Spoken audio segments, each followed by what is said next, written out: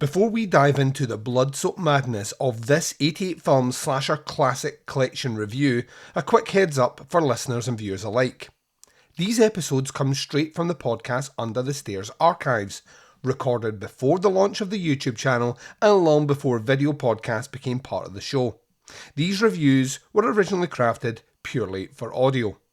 So if the production feels a little rougher around the edges or a little more stripped back than current episodes, that's because you're hearing the show in its earlier form, raw, passionate, and let's be honest, a little waffly at times.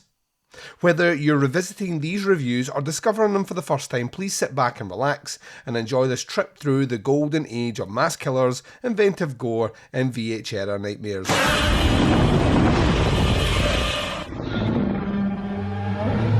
This podcast is not safe for work and will feature movie spoilers. It will feature scenes described of a graphic nature. It will contain language which most listeners may find offensive. Welcome to the podcast Under the Stairs.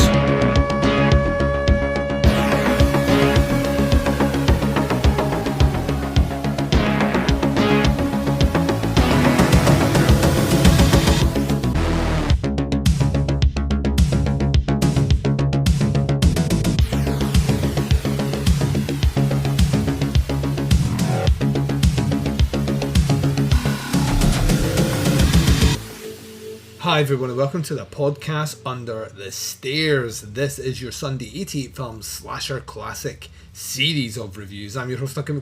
Welcome to the show. Now up on this episode we'll be looking at disc number 45 in the collection, Moon in Scorpio from 1987. Now I recorded this review last week to be released last Sunday and then forgot to post it. And I was just going to re-release it again, and then during the week I thought, you know what, let's go back and watch the movie again. So this is actually the second review that I've recorded for this one, and this review's actually grading the movie lower. Didn't particularly have a high grade after the first viewing, and went down a little bit on the second. So this is one of these rare occasions where I've watched the movie twice before doing the review. I don't feel right. I don't feel comfortable saying it. I feel a bit dirty, and you should for listening to it. But that's what we're doing on this episode. We are revisiting Moon in Scorpio, disc number 45 in the collection.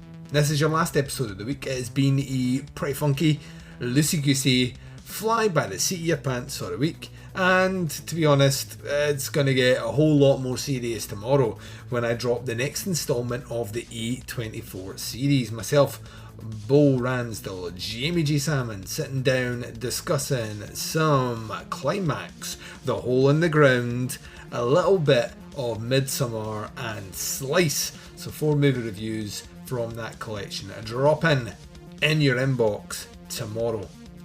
The rest of the week is kind of light, and I'll be honest with you, looking forward to it. I'm looking forward to having a little bit of space just to relax. There are some screeners in, so most likely we will be looking at them at some point.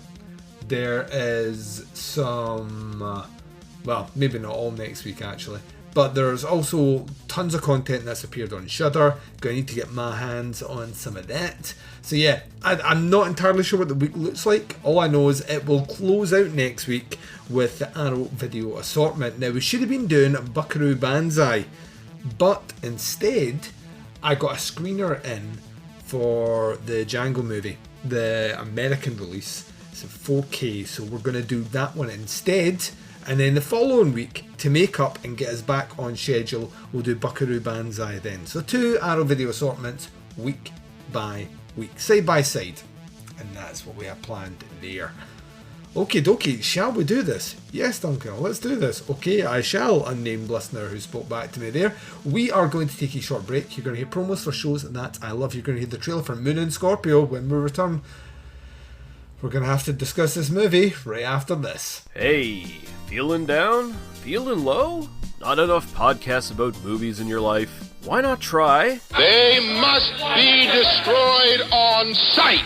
The new podcast Cure-All, sure to get you right with the world and on a path to better living. We have exploitation, we have Italian horror, we have zombies, we have slashers, we have crime films, we have spaghetti westerns, we even have sci-fi and sex comedies. So take a dose of... They must be destroyed on sight! As needed, and let the hosts, Lee Russell, Daniel Harper, Paul Romali, and the odd guest host cure what ails you. Warning, may cause atrophy, African consumption, black fever, bone shave, chin cough, colic, cramp colic, dropsy of the brain, elephantitis, grocer's itch, jaundice, mania, miasma, mortification, palsy, Pott's disease, rheumatism, scurvy, St. Anthony's fire, summer complaint, and worm fit in some people. Consult a physician before listening. The sea is a temperamental lady, beautiful and dangerous. She can swell the passions of the most romantic, or sink them in one night of horror. Floating honeymooners, welcome aboard.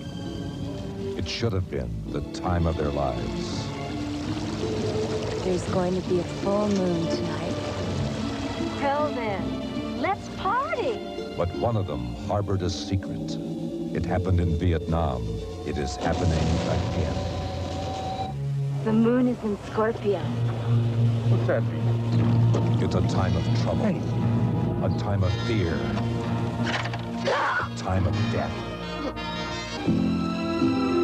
And welcome back. So you've just heard the trailer for Moon in Scorpio from 1987. This is disc number 45 in the 88 Films Slasher Classic Collection. Once again, is this movie a slasher? Hell fucking no. But we're getting used to this now. Right, let's delve into this. The deets listed on the old 88 Films website is: in a Los Angeles marina, three buddies who fought together in Vietnam, Alan, played by John Philip Law, Bert, played by William Smith, and Mark, played by Louis Van Bergen, and their wives, one portrayed by Britt Ekland, and I can't believe that she's not the... For shame, 88 Films, Britt Ekland's in this fucking movie, and she's relegated to wives without a credit? That's not cool. Set sail on a cruise, their first reunion since the war. All three men are haunted by nightmares of a bloody wartime massacre that they took part in, killing everyone in sight, men, women, and children, and the tension between the men is thick enough to cut it with a knife. Before long, anxiety turns to bone-chilling horror as first one, then another passenger on the cruise is mysteriously and gruesomely murdered. Adrift on the open sea with no help in sight, the terrified survivors must fight for survival against an unseen, bloodthirsty killer who has turned their worst nightmares into deadly reality. This release has a limited edition slipcase of 3,000. I believe these are still available. Limited edition poster to 3,000, which once again, I believe that's still available. And a limited edition booklet notes, limited up to 3,000. Once again, I believe that you can still get this version. It's got high definition transfer, remastered original mono audio, optional English subtitles for the deaf and hard of hearing, and audio commentary by co-producer Fred Olin Ray. Audio commentary with the Hysteria Continues, the Slasher Living podcast. Deep from the Schlop Pit, an audio commentary by film journalists Matty Bruich and David Wayne. And the original trailer. The technical specs on the disc is it's region locked to region B. Its picture format is HD 185.1. Audio format is DTS HD MA mono. Language is English. Subtitles are English. Certification 15. And the runtime is 1.5 hours. Although, by God, does this movie feel longer than an hour and a half.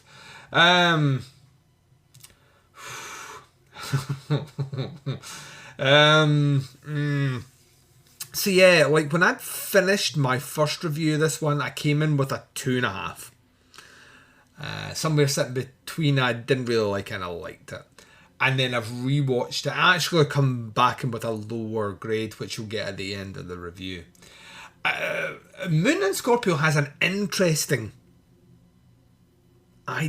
premise, I think, is the best way to put it. At its core, is dealing with things that other horror movies has done with very well.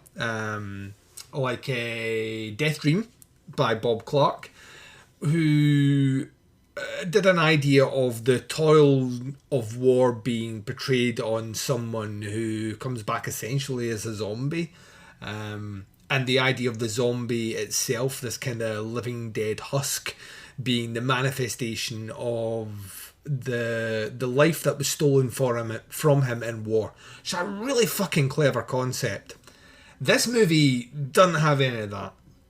What it has is some wildly inconsistent acting. I mean, like, even by the slasher classic standards of some of the movies we've seen before, some of the dialogue being delivered here. I love Britt Ekland. I really, really, really do. And, like, this was a paycheck. Because she's awful in this movie. Everything feels like she is reading it from behind someone's head and must talk like this as they change the cards in order for her to finish her dialogue. This movie would fail the Bechdel test hard. The women here are incidental pretty much to the majority of the plot, which is mostly flashbacks to our three male characters, Tim and Nam. And even that stuff feels cheaply done. And, like, once again, haunted by this bloody massacre, men, women and children. I'm like, oh, give me that movie. And you don't get that movie. You get, like, it sets it up, but it never really delivers on the gruesomeness that having your characters, you know, shell-shocked and suffering PTSD from Nam should be getting. That stuff should be the gnarly shit. The movie also, I think, struggles a little bit with identity. It's only really towards the last 15 minutes that things pick up and the murders start to form a bit of a semblance of what we would know or feel as a slasher. And even then, it's not necessarily handled in such a way where I'm like, oh yeah, well, that's why it's part of the collection. I remember seeing this box way back in the day. The artwork, there's something about it. It must have been at a video store that I'd been at because I knew the box artwork and I always thought that's like a movie about a ghost ship. It's not really a movie about a ghost ship. But it's not filmed particularly well. It doesn't look like a very handsome looking movie, but neither is it a gnarly movie. Just kind of feels a bit cheap. The deaths themselves are not great, so that doesn't really work for its favour. I did enjoy the score. I thought the score to the movie was kind of fun, but it plods along. Like I said, it's an hour and a half. It honestly feels close to 2 hours. It's just a lot of like silly, not great dialogue, slowing things down, and then flashbacks to things that are clearly there to set up the trauma that our characters are experiencing, but every time something like that happens, I just feel like we're putting an anchor on the movie. And it never really pays off in any great way, shape or form. Essentially, from the moment these guys get on the boat, they're all buddies again. There is no chemistry at all between most of the female leads and their respective partners. There's no chemistry between any of the female leads, to be honest with you. And they become backseat characters, like I say, that would fail the Bechdel test. All their conversations are primarily about, you know, their boyfriends or husbands or whatever. And I just don't like that. I think it's very lazy writing. I think the reason I gave it a 2.5 through the first viewing is when it finished, I was like, well, I've seen that movie, and you know, maybe not my cup of tea, but I can imagine there's fans out there for this movie. And then what I found very quickly, like removing myself 5 days to sit down and watch it again, was how little I could remember about the movie. It was long, and that's not a good sign. And sitting down to watch it again, I picked up a few things that I completely scrubbed from my brain, but even then it finished and I was like, it's just not a great movie. If I'm honest, it suffers some serious issues, and once again, this is one of these ones where we've stretched the goalposts so wide now as to what we can put in this collection that, yeah, it makes sense to put it in the collection. Maybe, ? It's on par with I would say the majority of titles in the collection, with those rare exceptional standards where a movie lands that I think is great. Even for an 87 movie, it just feels like a derivative movie that is rehashing ideas you've seen done better in other movies.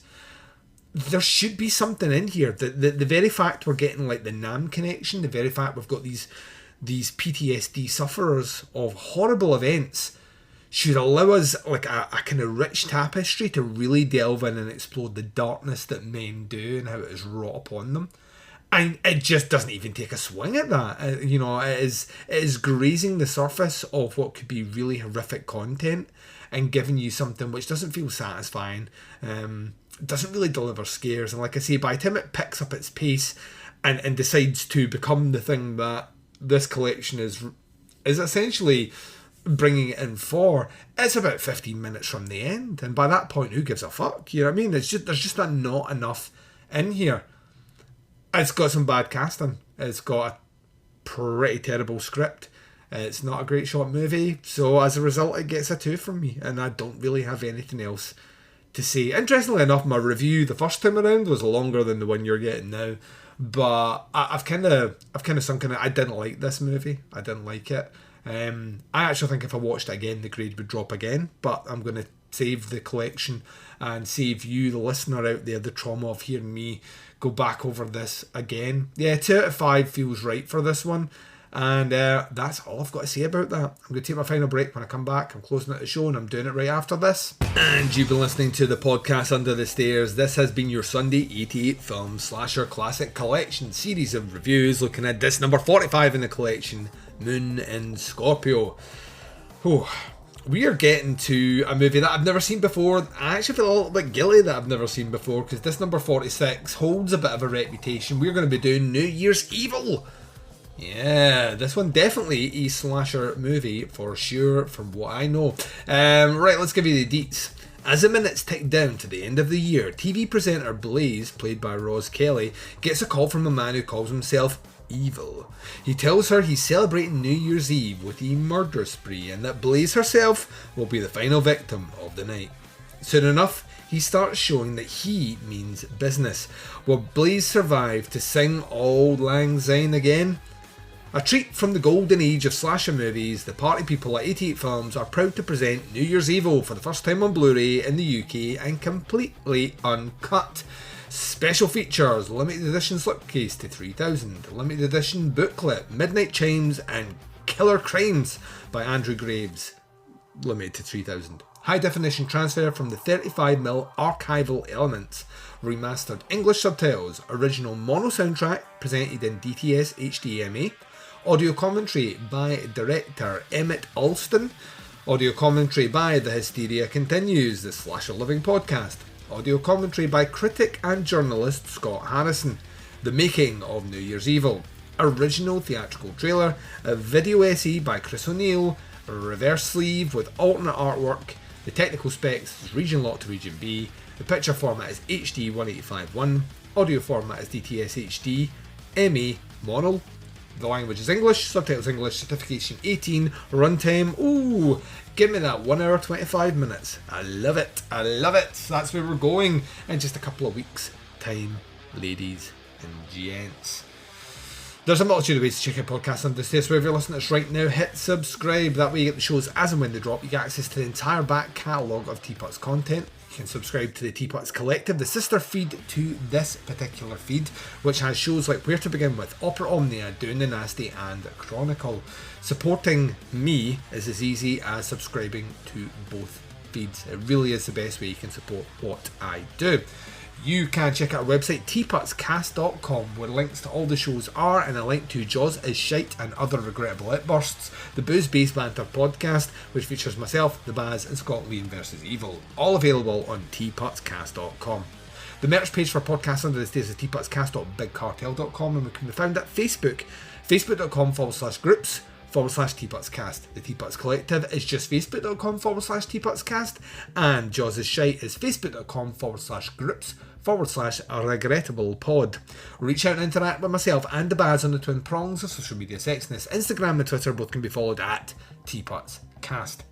The podcast Under the Stairs will return for you tomorrow with the next instalment of our A24 series, so keep your eyes peeled for that one. It is a banger, as the kids would say. I don't know if the kids say that, we're just guessing that they do. Right, I'm going to take my leave of you. Please enjoy the rest of your evening, wherever you are, what the time zone is, and whatever you're up to in this big bad world of ours. Please take care of yourselves out there. This is Duncan McLeish broadcasting live from under the stairs, and I am signing off.